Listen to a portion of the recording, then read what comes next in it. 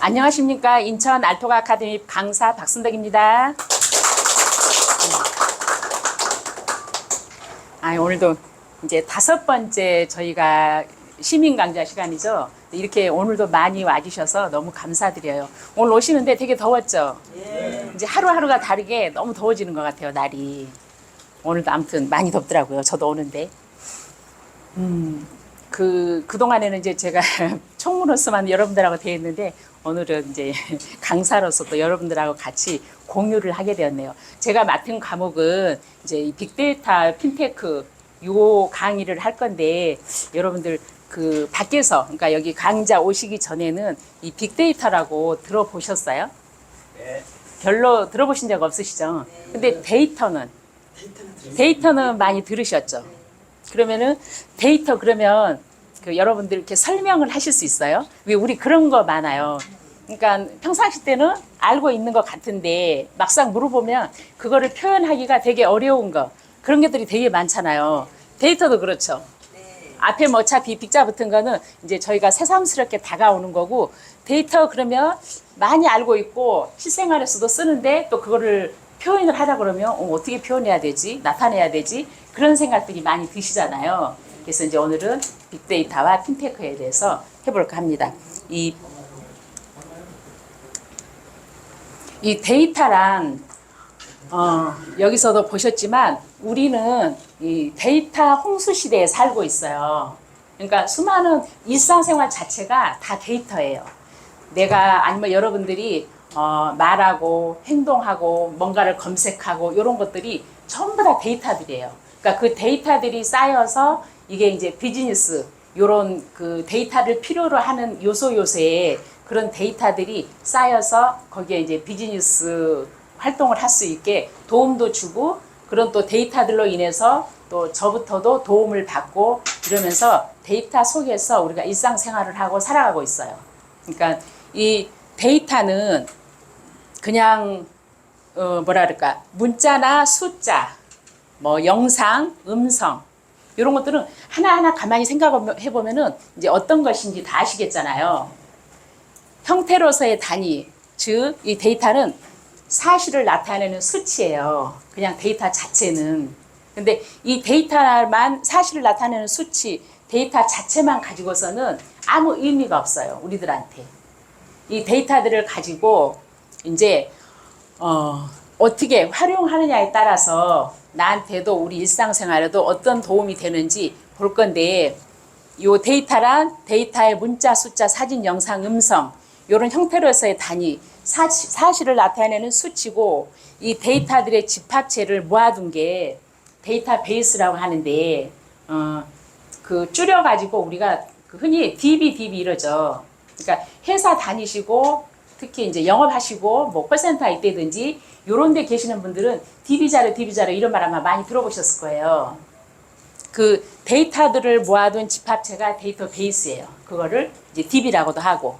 그리고 보시면은 데이터하고 정보, 언뜻 보면은 같은 뜻일 것 같은데 전혀 달라요. 데이터하고 정보는 그냥 수치로만 있는 거는 데이터라고 했는데, 저 데이터를 가지고 우리가 이제 활용을 할 수 있게 해주는 거를 보시면은, 이런 데이터들을 모아서 이 프로세싱, 처리 과정을 거쳐서 필요하고 유익한 정보로 뽑아내는 게 진짜로 데이터예요. 그래서 그 정보, 의사결정 지원을 하는 모든 종류의 자료 또는 지식이라고 했는데, 우리 이거 이제 하기 전에, 네이즘 오기 전에도 우리 흔히 말하는 그 다단계도 우리가 많이 해봤잖아요. 그런데 이렇게 그런 말을 되게 많이 들었어요. 좋은 정보 있다. 정보 줄게, 가보자. 진짜 좋은 정보다. 너만 좋은 정보 줄게. 이런 말 많이 들어봤잖아요. 그러니까 그 정보라는 게 여기서 보시면 내가 의사결정을 하는데 필요한 그런 자료나 지식. 그러니까 저부터도 예를 들어서 네이즘에 와서 그런 정보들을 회사를 통해서 아니면은 뭐 의장님을 통해서 다 들었어요. 그리고 이제 그 정보들을 통해서 비전이 괜찮다 이러니까 이제 네이즘이 와서 계속 저도 몸담고 일을 하고 있는 거고, 여러분들도 또 그 정보를 통해서 괜찮다, 믿을만하다 이래서 여기 오신 거고. 그래서 이 데이터하고 정보는 많이 다릅니다. 같은 뜻이 아니고. 그러면 이제 이 데이터의 앞자, 빅자가 붙어 있는데 이 빅데이터는 뭘까? 여기 오시기 전에 데이터라고는 많이 들었어도 빅데이터 이거는 별로 들어보시지 않았죠. 말 그대로 빅데이터는 그냥 큰 데이터 이런 뜻이 아니, 물론 이런 뜻이 있는데 그거보다도 이제 더 중요한 게 기존 데이터보다도 일단은 방대해요. 지금 이 빅데이터라는 게. 그리고 기존의 방법으로서는 이런 도구로 수집, 그리고 그 데이터들을 저장하고 분석하고, 그리고 이 어려운 정형, 비정형 데이터들을 의미를 하는데 이 빅데이터는 일단은 규모가 방대, 그리고 크다라는 말이죠. 생성 주기가, 만들어지는 생성 주기가 짧아요.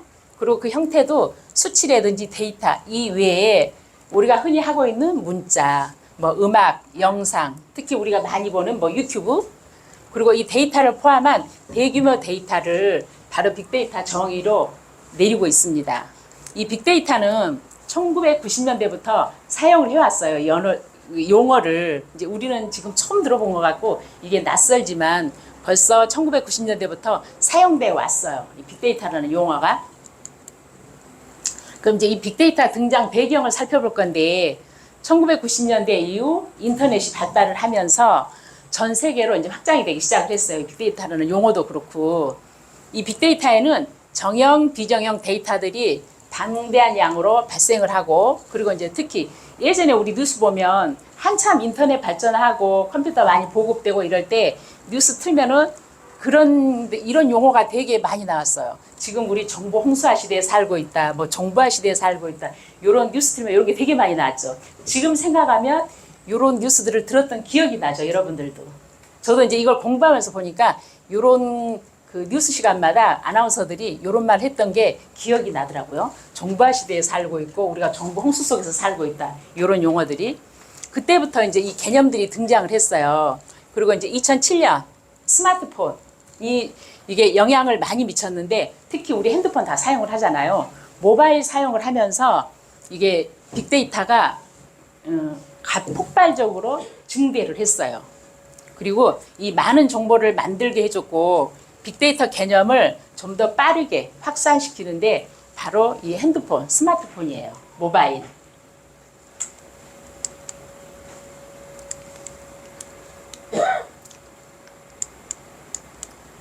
그럼 이 데이터의 종류에는 이 앞에서도 아까 보셨지만 이제 여기 정형 데이터, 비정형 데이터가 계속 나오잖아요.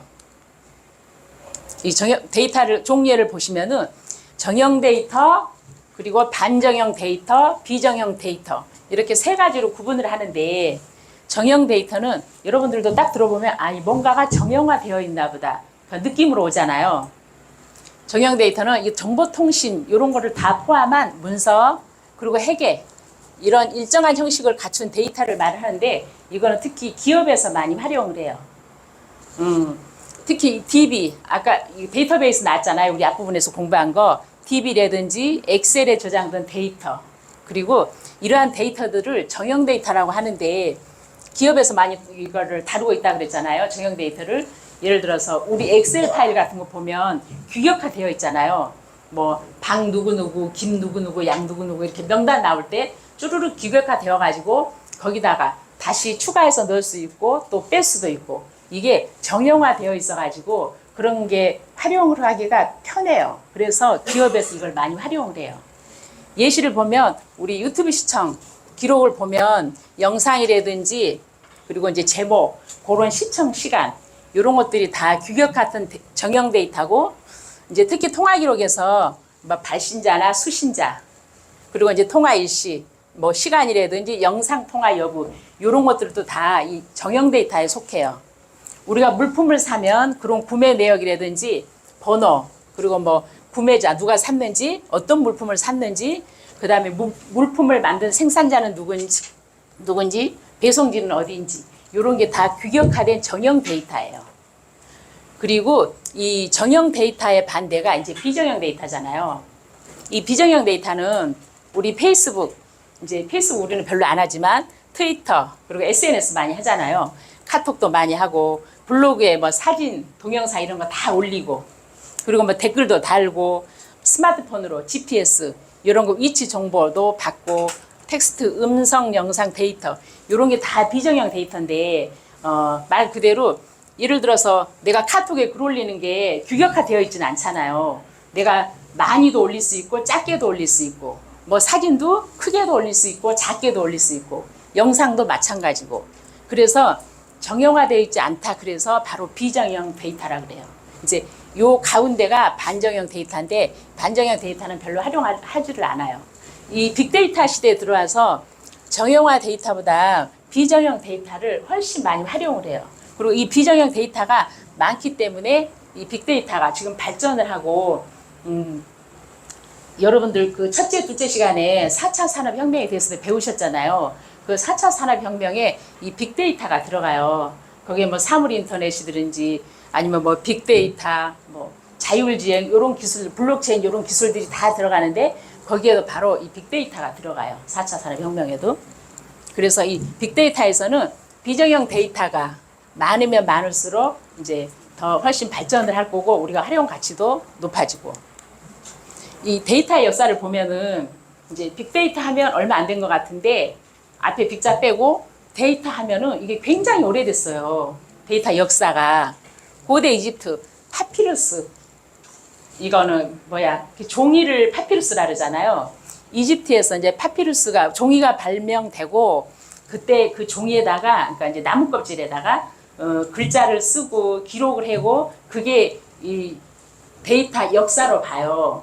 그때가 아마 기원전 3000년 전 그때쯤이었어요. 파피루스 발견된 게. 그리고 이제 그때 그 데이터를 다 기록을 한 게 보시면은 2000년대부터 2021년까지 그러면 이 기원전 3000년 전부터 2000년대 초반까지 약 5000년이 흘렀나 봐요.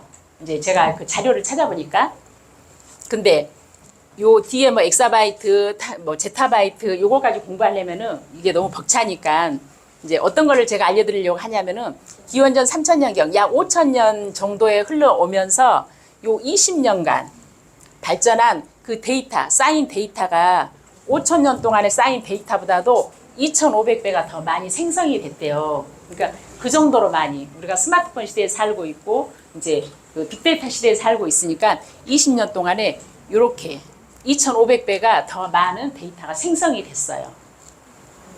이 데이터를 저장하고 관리하고 분석하고 이런 것들이 기존의 데이터로서는 되지가 않는 거예요. 그 기존의 프로그램으로는 되지가 않으니까 새로운 기술이 필요한데 이게 이제 바로 빅데이터 기술이에요.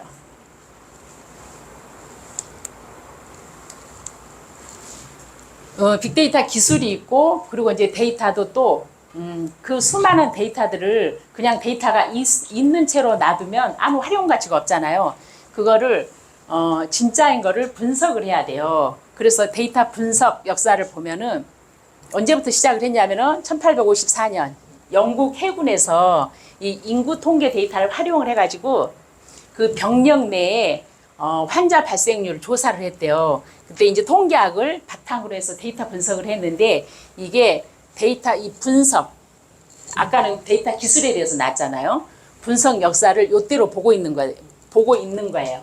그리고 이 빅데이터 개념도 이제 이때부터 등장했어요. 이 빅데이터라는 게 굉장히 오래됐죠. 1854년 이때쯤이면 우리는 뭐 그때 한참 이게 뭔지 데이터가 뭔지 이런 용어 자체도 우리는 아마 몰랐을 때였을 거예요. 이때가 이 빅데이터 분석에는 머신러닝, 딥러닝, 인공지능 이런 분야에서 많은 기술과 알고리즘이 개발되면서 이 빅데이터 분석 발전에 크게 기여를 했는데 이제 이게 무슨 말이냐면은 아까 보셨지만 데이터가 너무너무 방대하잖아요. 그리고 규모도 크고 그리고 이제 많고 다양하고 이것들을 사람이 일일이 수작업을 해가지고 할 수는 없잖아요. 이 빅데이터를 보면은 그러니까 여러분들도 다 데이터를 다 저거를 해주고 있는 거예요. 생성을 해주고 있는 거예요.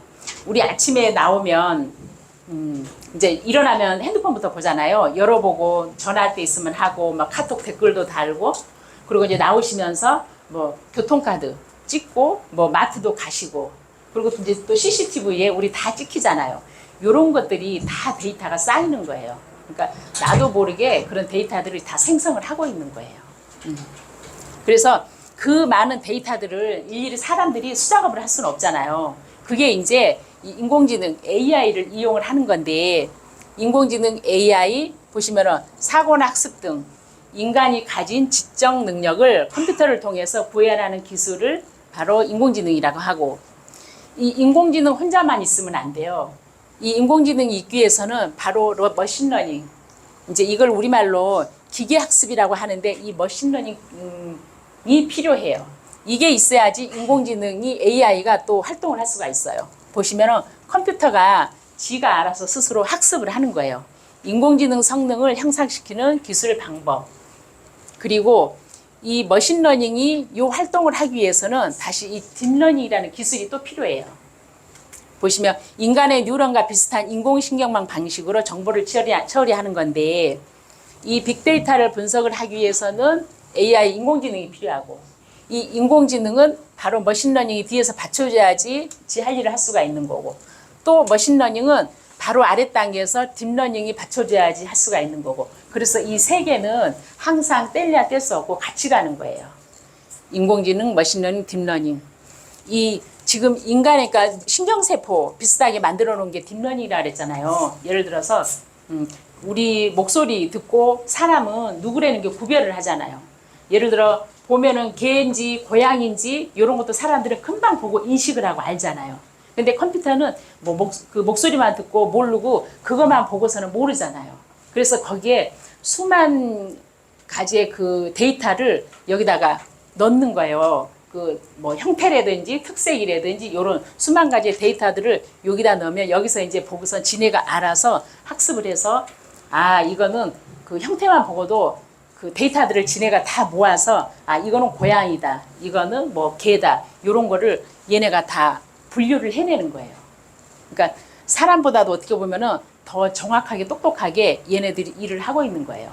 인공지능, 머신러닝, 딥러닝, 이거로 인해서 빅데이터가 더 많이 이제 발전을 하고, 그런 대규모 데이터지만 빨리빨리 이게 분석도 하고 저장도 하고. 그럼 이제 빅데이터의 세 가지 특징을 보시면, 규모, 이거를 세 가지 특징을 이제 주로 우리가 3V, 3V 이러는데, 이 규모가 일단 방대하다 그랬잖아요. 대량의 데이터를 보유해야 되고, 수집하고 저장하고, 그리고 처리하는 이 데이터의 규모가 엄청 커요. 그리고 두 번째, 속도, 벨로시티. 데이터를 수집하고 분석하고 그리고 이제 활용을 하는 속도가 매우 빨라요. 예를 들어 저 대규모 데이터는 계속 쌓이는데, 이거는 속도가 만약에 못 따라가 봐요. 그럼 데이터는 계속 쌓이고 그걸 활용을 못 하니까 결국은 쓰레기처럼 다 버려야 되고, 그래서 속도가 바로바로 이거를 처리할 수 있는 속도가 빨라야 되고, 실시간으로. 그리고 일단 다양해야 돼요. 빅데이터는 정형 데이터, 비정형 데이터. 아까 정형 데이터, 비정형 데이터가 이 쌓여가는 게 어마어마했잖아요. 유튜브라든지 영상이라든지 우리 SNS, 카톡 이런 거 다 하는 것 중에서 사람들이 생성해내는 데이터도 많지만 또 기계들이 생성해내는 데이터도 어마어마하잖아요. 그런 다양한 데이터들을 바로 다 처리할 수가 있어야 돼요. 그래서 이제 이걸 3V라고 하는데, 이 많은 데이터들 속에도 여기에 이제 진짜가 있고 또 쓸만한 데이터가 있고 별로 불필요한 데이터들도 많을 거 아니에요.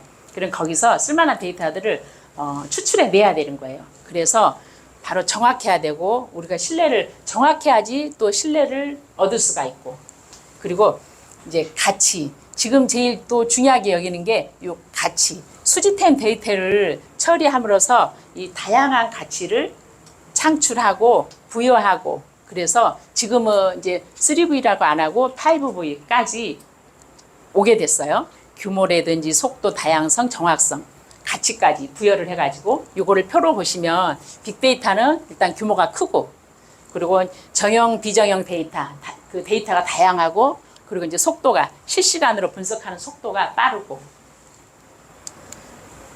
이 이제 빅데이터 활용 사례를 보시면 이제 일상생활에서 너무 많은데, 어떤 쪽으로 활용이 되냐면은, 예를 들어 GPS 위치 추적이라든지 센서 이런 것들을 활용을 하고, 그리고 이제 특히 시민들에게 이 모바일 어플을 통해서 무료로 제공되는 데이터를 수집을 하고 그리고 전송을 하고 이런 센서 역할을 하는 어플리케이션 분야가 있고, 그리고 이제 경제나 경영 분야에도 빅데이터가 많이 쓰여요. 바로 인터넷하고 인터넷을 통한 생활과 그리고 이제 우리 핸드폰, 스마트폰을 이용해서 우리가 이제 검색을 하고 그리고 또 쇼핑도 하고 SNS도 활동을 하고 여기에서 많은 데이터들이 생성이 되잖아요. 이런 거를 또 가져다가 활용도 하고 데이터들을. 그리고 이제 문화생활 분야. 우리 왜 축구 경기나 야구 경기 이런 걸 보시면은 그 해설자들이 많이 예측을 해주잖아요. 뭐 오늘 그 몇 대 몇으로 이길 것 같다. 그리고 뭐 어디 구단이 이길 것 같다. 뭐 어느 선수가 뭐 볼을 몇 개 넣을 것 같다. 이런 예측을 해주는데 이제 그 사람들도 그냥 막무가내로 하는 건 아니에요. 그러니까 미리 다 빅데이터를 가지고 데이터와 낸 거를 어느 정도 예측을 해서 이 정도면 예측에 가깝다 해서 이제 우리한테 그거를 미리 알려주는 거죠. 몇 대 몇으로 뭐 이길 것 같다, 뭐 볼은 몇 개 넣을 것 같다, 이런 식으로. 그리고 그 다양한 상황들을 이제 전달해 주는 거예요. 빅데이터를 활용을 해서. 그리고 의료 분야도 우리 엑스레이나 그 다음에 MRI 이런 거 찍으면은 그 찍는 대로 그대로 넘어가는 게 아니고 뭐 의료 진료 기록이라든지 그 의료 기관에서 이제 진료 방법 이런 것들 진단 등을 통해서 특히 빅데이터를 활용을 해서 이 환자가 지금 이 상태로 아픈데 앞으로 어떻게 뭐 나을 거다, 더 아플 거다, 그리고 그 유전적 요인 이런 것들에 의해서 앞으로 건강 상태는 어떻게 될 것이다, 이런 것들을 빅데이터를 활용을 해가지고 그 의사 선생님도 예측을 해가지고 환자한테 알려줘요. 그래서 이 의료 분야에서도 많이 활용을 하고 있어요, 빅데이터를. 그리고 이제 또 플랫폼을 통한 데이터 활용, 페이스북이라든지 트위터, 카카오톡, 이제 우리 제일 많이 하는 거 뭐 카카오톡이라든지 SNS 채널, 그러니까 이런 것들을 우리가 하면 여기에서 아까 데이터를 생성을 해준다 그랬잖아요. 우리가 또 그런 그 데이터들을 모아서 플랫폼 뭐 이용을 하는데 데이터로 활용도 하고, 텍스트 앱 채팅 대화 프로그램, 카카오톡처럼 뭐 우리가 이제 대화나 메신저 이런 거 주고받으면은 그 데이터를 저장을 하고 분석하는 채팅 프로그램 이런 것들도 다 빅데이터를 활용을 해서 하고 있는 거고, 특히 교통 관련 뭐 우리가 이제 승하차 때 승하차 시 교통카드를 찍으면 그 찍음으로 인해서 현재 버스 인원 몇 명 정도 벌써 탔나, 그리고 그 분포도 그 어디까지 뭐 어디서 탔고 어디까지 갈 거다 이런 거를 사전에 빅데이터가 있으니까 어느 정도 파악이 가능하다고 해요, 다. 그리고 이제 GPS 데이터를 이용을 해서 현재 내가 이 탑승하려는 버스 위치, 그 보면 젊은 사람들은 애들은 왜 버스 정류장에 서서도 이거 되게 많이 활용을 해요. 계속 검색을 해요. 지가 탈 버스가 언제 오나, 전철이 언제 오나 이런 거 검색을 하고 집에서 나올 때도 미리 검색해서 언제쯤에 차가 올 거다, 그러니까 알아서 나오고 이런 게 다 이제 데이터를 활용을 하는 거죠.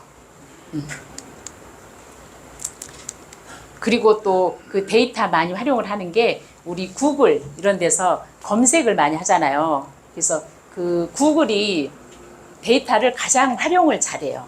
세계적인 그 플랫폼 회사 구글이 다 우리 검색하는 게 그거 데이터를 우리는 그냥 들어가서 보는 것 같지만 들어와서 검색하고 그리고 이제 그 안에서 뭘 검색하고 그다음에 뭐 특히 우리가 이제 감기 걸리거나 아프고 이러면 예를 들어 감기에 뭐가 좋은가 이런 것도 감기에 관련된 검색도 많이 하잖아요. 그래서 그런 데이터를 가지고 앞으로 이제 이 독감이 유행을 할 거다 안 할 거다, 아니면 어디 지역에서 예를 들어 인천 지역 사람들이 이 검색을 많이 하잖아요. 그럼 인천 지역에서 어떤 종류의 질병이 유행을 할 거다, 그러니까 이런 거를 미리 빅데이터를 통해서 예측을 하는 거예요. 그리고 이제 사전에 손을 쓰는 거예요, 그런 쪽으로도. 그래서 우리가 그 알게 모르게 이 빅데이터를 활용하는 게 여기는 아주 조금 예시가 나왔는데 그 다방면에서 빅데이터가 안 쓰여지는 곳이 없어요. 예를 들어 밤에 그 야식 이런 데 하는데 이제 어느 지역에서 어떤 음식을 주문을 가장 많이 하나, 검색을 하나, 이런 것도 그 빅데이터화해서 거기서 어떤 사람들이 어느 지역에서 어떤 음식을 주문하느냐를 가지고 그 지역의 업소들한테 도움을 준대요. 아, 이쪽 지역 사람들은 어떤 거를 선호한다, 어떤 음식을 그 검색을 한다, 이런 거를 빅데이터를 통해서 알아가지고 요식업 하는 그런 자영업자들한테 도움도 주고, 그리고 또 보시면은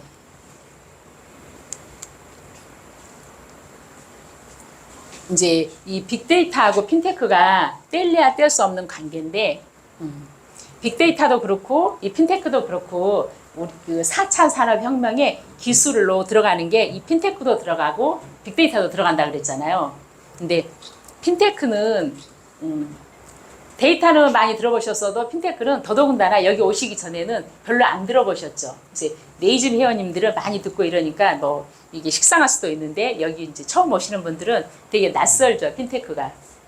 그러니까 여러분들도 핀테크를 이미 다 활용을 하고 있어요.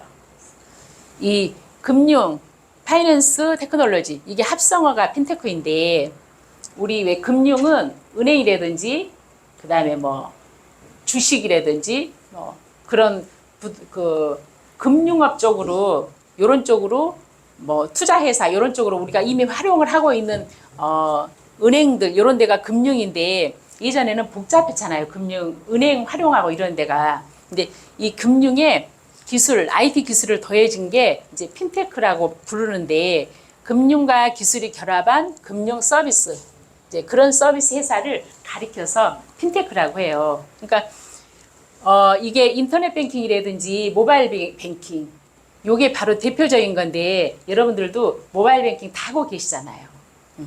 별로 은행 안 가시잖아요.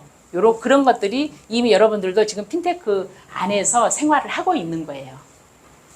이 핀테크 역사를 보시면 이제 98년도에 이메일 주소로 바로 송금도 하고, 그리고 전자결제 서비스, 이게 세계 최초로 개발을 했는데 바로 98년도였어요. 금융과 IT 기술의 결합인 핀테크가 본격적으로 시작을 한 게 이때부터예요. 그리고 이제 2011년도에 구글이 최초로 모바일 결제를 시작을 했어요. 그리고 2014년도에 삼성페이 우리나라 도입이 됐고, 2014년 말부터 이 핀테크라는 단어가 우리나라에도 이제 열풍이 불기 시작을 했어요. 보시면 2014년도에 세계 스마트폰 보급률이 PC를 추월했어요. 스마트폰이 나오면서 이 스마트폰이 모바일 결제 시대를 열면서 바로 컴퓨터를 앞질렀어요.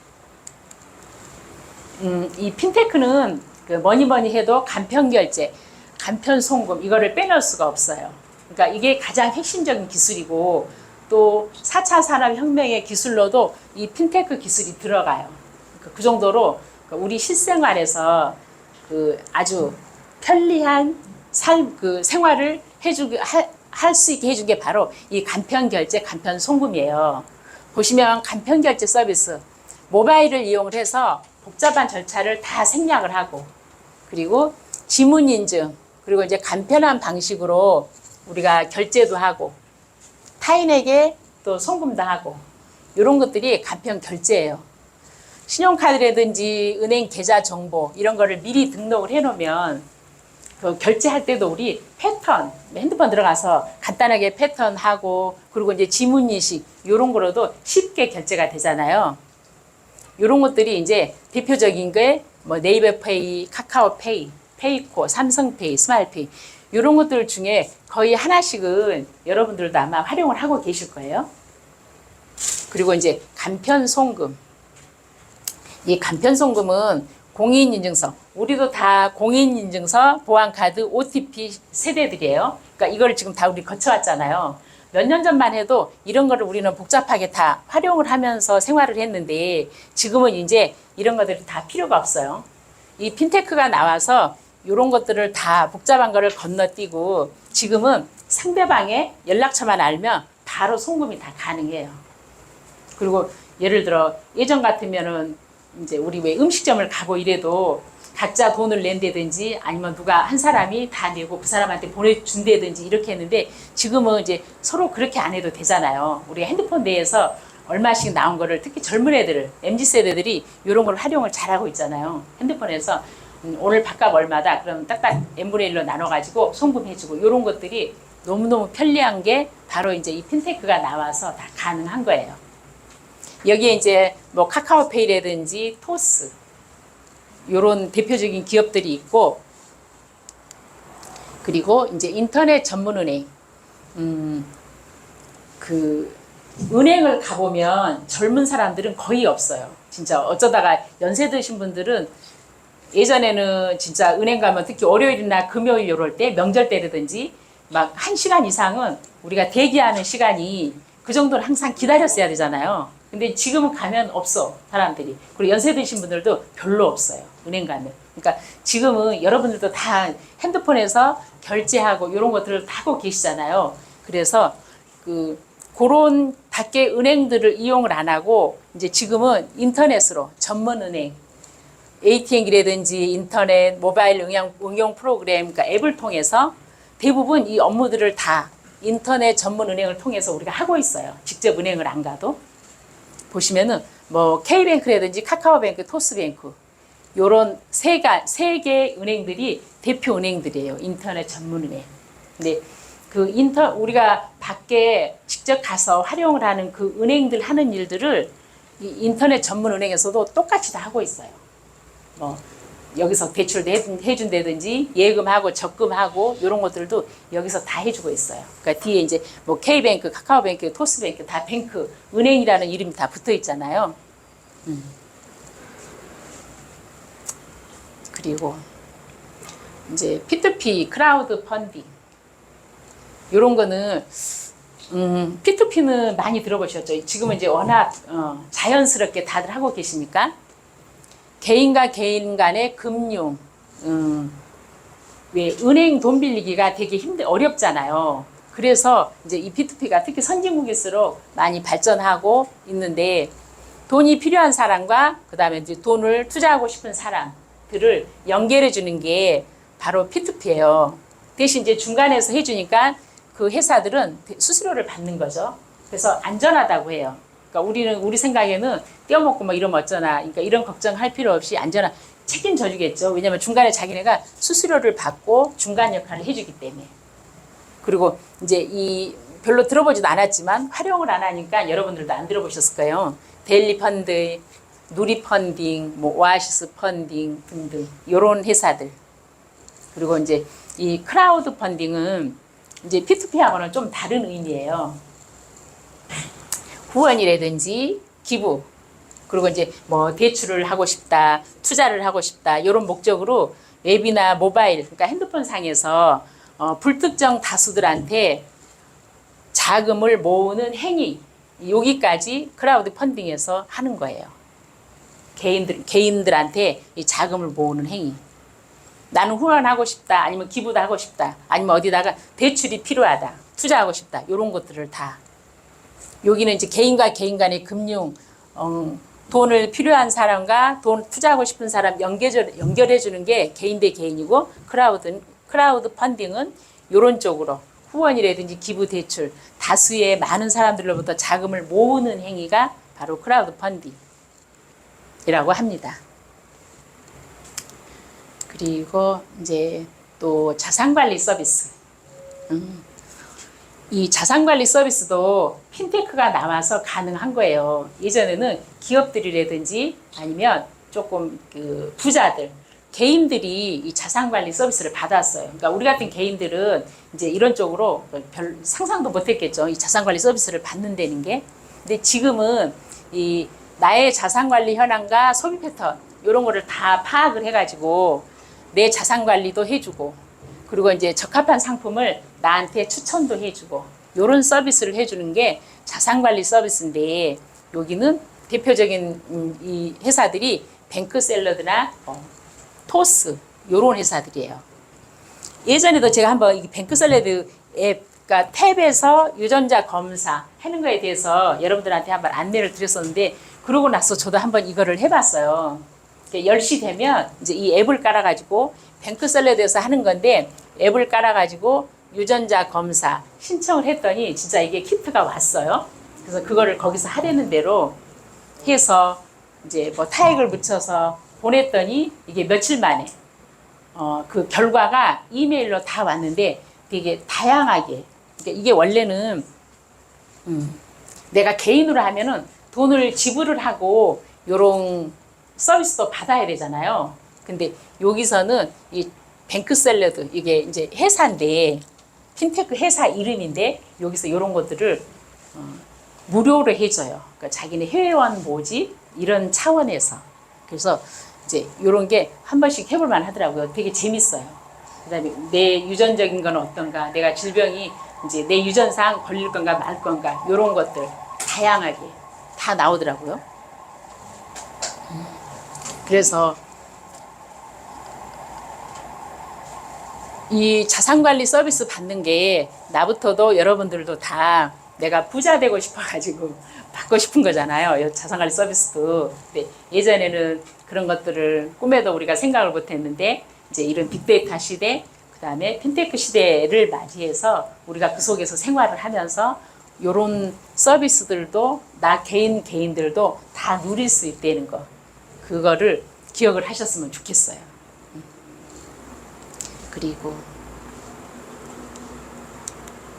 보시면 이제 이 핀테크는 어떤 거라는 게 조금 감이 오시나요? 그냥 용어는 들어보면 어렵지만 현재 저나 여러분들도 이걸 지금 활용을 하고 있잖아요. 내가 핸드폰으로 돈도 보내고 받기도 하고 결제도 하고 서비스도 하고 그런 게, 그게 바로 핀테크예요.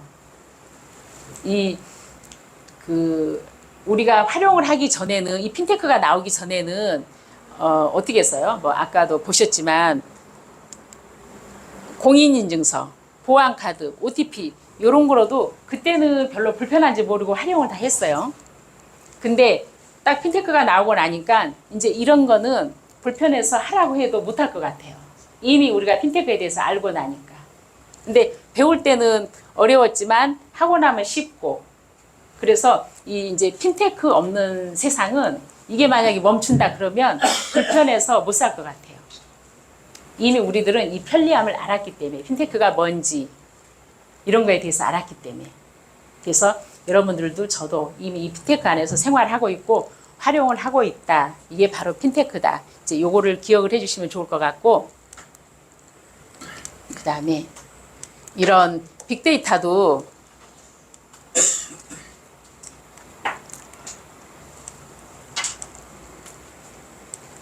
보시면은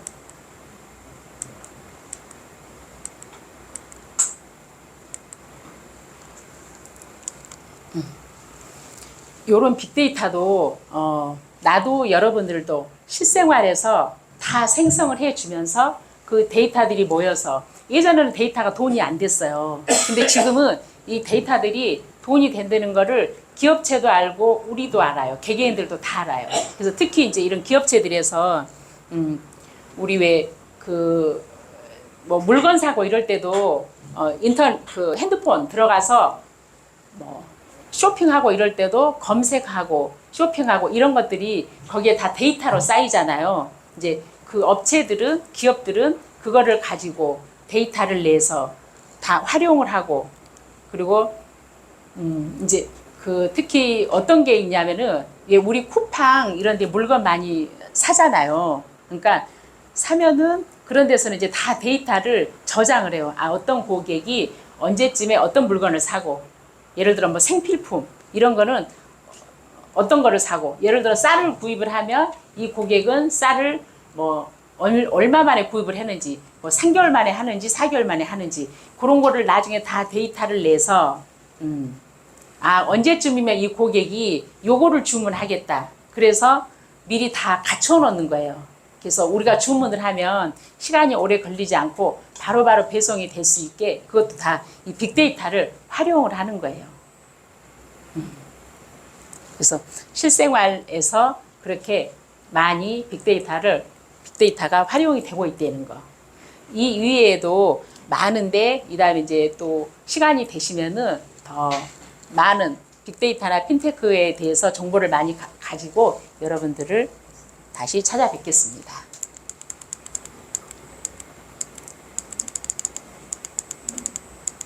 들어주셔서 감사합니다. 이상입니다.